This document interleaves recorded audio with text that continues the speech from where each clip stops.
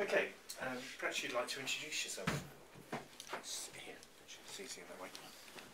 I'm Colin Edison. I'm Technical Director at HerbertRetail Limited. So I've been with the company 11 years, trained physicist, I have an MBA. I'm responsible for new technology, new partners, solving problems for retailers that they know they've got with technology, finding technology to solve problems they didn't think they could solve, and helping us combat competitive threats. Okay. Well, you mentioned problems. What sort of market does Herbert Retail cover? Traditionally, we've looked at grocery tier 1 retailing, so your Sainsbury's, Tesco's, etc. We've diversified in the last 2 years into general retailing because we have a lot of transferable skills and a lot of expertise. Also in healthcare. Again, healthcare is a sector we believe which is ripe for more productivity, shall we say, and to utilise the technology-based solutions, barcode scanning, mobile computing, and some other technologies to gain efficiency and do more with less.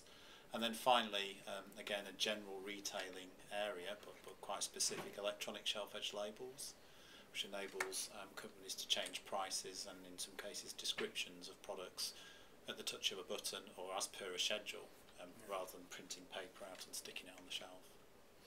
Okay. This particular project, which is going to be split into two, is looking at customer relationship management. Yep. How important is that for Herbert Retail? It's absolutely crucial. In our traditional market, there's basically 4 or 5 supermarkets, and it was relatively easy with one customer for an account manager to keep track of that account. And we sell basically capital equipment, so it's on a project by project basis. So it was just about manageable to handle that with ad hoc, paper-based, email type activities. When we're looking in these new sectors, so general retail, there are hundreds and hundreds, if not thousands, of different companies operating in tier 1 and 2 retail alone, tens of thousands in the lower tiers. Similarly, there's something in the region of 400 different hospitals, which are all completely different in terms of who makes decisions. So it's absolutely crucial to us. We can't drive the business forward doing what we've done in the past. We need a more computerised, more efficient, more structured way of doing things to do more with less, and also find those customers that have a need for our solution, or solutions, I would say. That's more than one product. Yes. So amplifying really on the need to sort of help you manage, what are kind of some of the particular problems do you think that will come from the introduction of a new CRM into Herbert Retail? There's 2 areas really that we see CRM as being vital. One is put simplistically, is the sales and marketing management, or more particularly sales management. So lead generations, actions, recording who is who in the various organisations, who's the decision maker, who's a key influencer, who holds the budgets, etc., etc. So there's that, to a certain extent, mechanistic approach. We, in the past, have done trade shows, very limited trade shows, on the basis that we think it's a good idea and we seem to get a lot of leads, but we never actually, if we put our hand on our heart, actually measure the impact.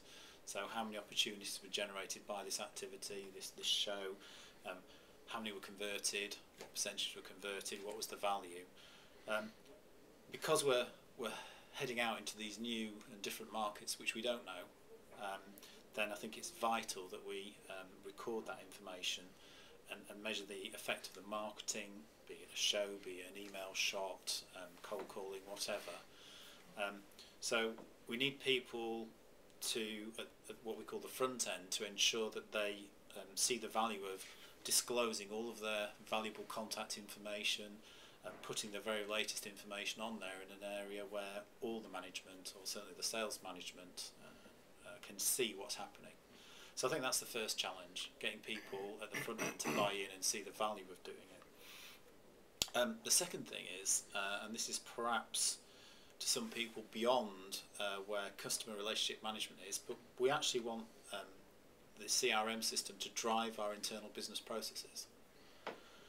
As I mentioned earlier, we've got, traditionally in the past, we've had 4, 5, 6 different customers, all very similar processes. They open a new store, orders flow through for the equipment. We're generally capital goods. They do a refurbishment, that drives items on the bill of materials, orders come through. It's a totally different market for hospitals, completely different processes, completely different way that they're driven and organised. And similarly, general retailing is not the same as grocery, or we certainly should assume that. So our internal processes, which are really quite manually intensive, in addition to our IT systems, which are less than flexible, shall we say, although optimised for what we've done in the past, then we really need to have workflow.